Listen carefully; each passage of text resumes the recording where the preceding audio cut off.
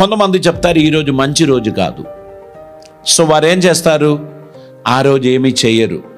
అట్లాంటి మంచి రోజులు కాని రోజులు సంవత్సరంలో ఎన్ని ఉంటాయి? అన్ని రోజుల్లో వారేం చేయరు. వారు ఏదైనా చేయాలంటే వారికి మంచి రోజు కావాలి. కానీ వారికి తెలియని విషయం ఏంటంటే వారి లైఫ్లో నుంచి కొన్ని రోజులు రాలిపడింది. ఆ రోజును వారు నిర్లక్ష్యం చేశారు. మంచి రోజు కాదు గనక వారి ఇంట్లో నుంచి బయటికి పోరు. మంచి రోజు కాదు గనక వారు ఏమీ పని చేయరు. మంచి రోజు కాదు గనక వారు ఏమీ అగ్రిమెంట్ సైన్ చేయరు.